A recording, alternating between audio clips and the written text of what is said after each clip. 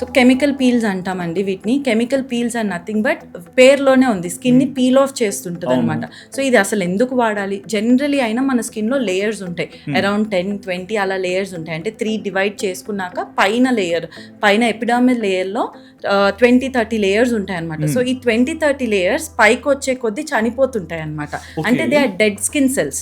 So they die as they go upwards. So ఈ as they go upwards అన్నప్పుడు cell renewal అని ఉంటుంది అనమాట.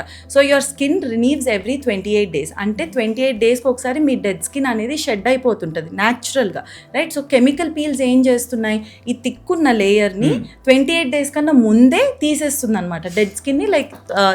Like it is removing from the skin. And also acne ఉన్న వాళ్ళలో నేను ఇందాక చెప్పాను, ఆయిల్ గ్లాండ్స్ ఉంటే ఎక్కువ ఎన్లార్జ్ అయితే యాక్నీ ఎక్కువ వచ్చే ఛాన్సెస్ ఉంటుంది. సో ఈ కెమికల్ పీల్స్ ఆ ఆయిల్ గ్లాండ్ లోపలికి వెళ్ళి ఆ గర్ట్ని అంతా మొత్తం క్లీన్ చేసేస్తుంది. సో దట్ యాక్నీ అనేది హీలింగ్ ఉంటుంది. Acne heels better that way. And pigmentation ఉన్న వాళ్ళలో జనరలీ కెమికల్ పీల్స్ లో గ్రేడింగ్స్ ఉంటాయండి. అంటే milder peels, deeper peels, superficial peels, deeper peels అని ఉంటాయి. సూపర్ఫిషియల్ ఏంటంటే ఓన్లీ పైన లేయర్ వరకు మాత్రమే యాక్ట్ చేస్తాయి and it is used for certain conditions. Deeper peels ఏంటంటే చాలా మందికి బాగా మెలాస్మా అని పిగ్మెంటేషన్ ఉంటుంది. So it goes to the deeper layer. ఆ పిగ్మెంటేషన్ మెల్లిమెల్లిగా షెడ్ చేసేస్తుంటుంది అనమాట. సో కెమికల్ పీల్స్ రొటీన్గా అందరూ చేయించుకోని అవసరం లేదు. కన్సర్న్ ఉంది, మీ డర్మటాలజిస్ట్ సజెస్ట్ చేశారు అంటేనే చేయించుకోవాలి. సొంతంగా it is not a DIY at all. You should get it done under guidance.